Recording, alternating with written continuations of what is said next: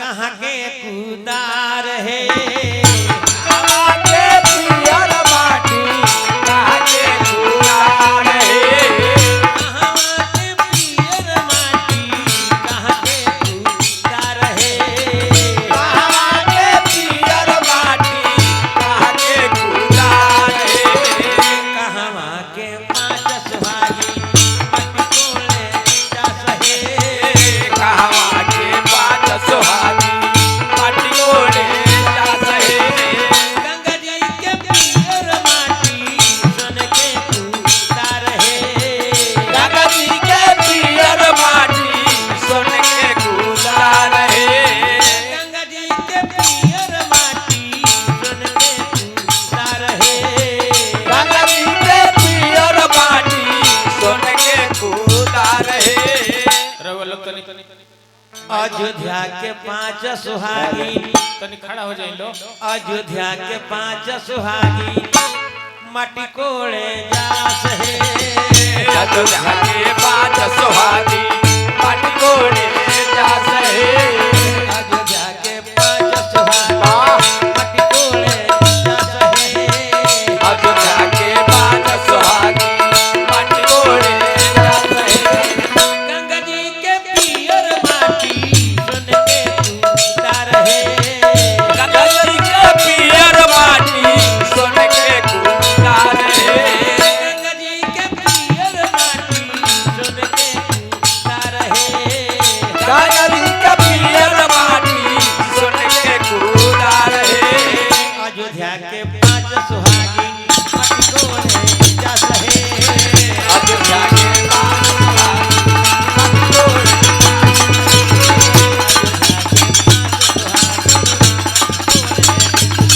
अयोध्या के पाँच सुहागी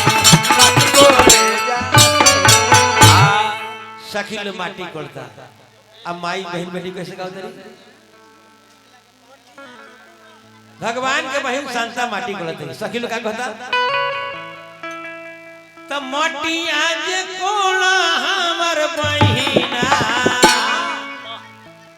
माटी आज कोड़ा हमर बहिना आ देख पटिया करोड़ा हमर बहिना देखो मुहावा माटी आज कोड़ा हमर बहिना देख पटिया करोड़ा हमर बहिना देखो मुहावा माटी के कोड़ाई होते हो नल सपुराई तो माटी के कोड़ाई होते लावा सपुराई माटी के कोड़ाई हो बहिना नल सपुराई तो माटी के कोड़ाई हो बहिना लावा सपुराई मटिया जे कोड़ा हमर बहिना देखा मुहावा पटिया कोड़ाई के बहिना देखो मटिया जे कोड़ा हमर बहिना देखा मुहावा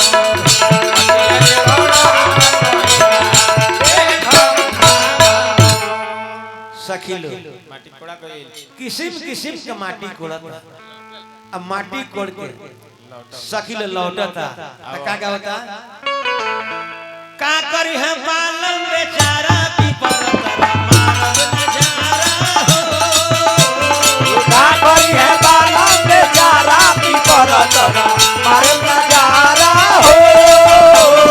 का करी है बालम बेचारा पीपर तरा मारब नजारा हो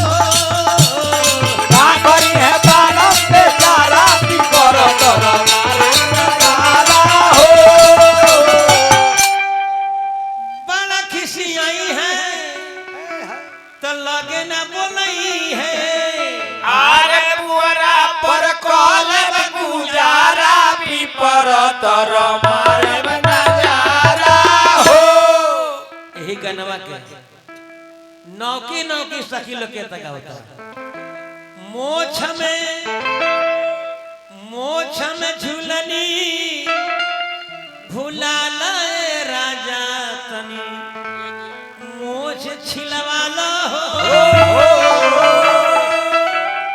मोछ छिलवा लो पितर पच मना लो मोछ छिलवा लो पितर पच मना लो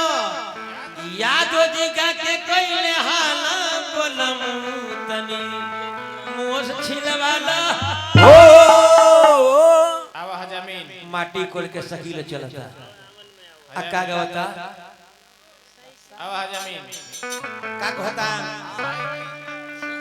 अरे साइकिल का टूटल बच्चा है ना माता गिरल बसा जाना ए साथी साइकिल का टूटल बताया ना गिरल बसा जाना ए साथी साइकिल का टूटल बच्चा है ना माता गिरल बसा जाना ए साथी साइकिल का टूटल बताया ना गिरल बसा जाना ए साथी ससुर में रही थी तो झाड़ के उठाई ससुरा में रही थी तो झाड़ के उठाई ससुर में रही थी तो झाड़ के उठाई ससुरा में रही थी तो झाड़ के उठाई नई हराम लागता शरणमा बनतनी तो नई हराम लागता शरणमा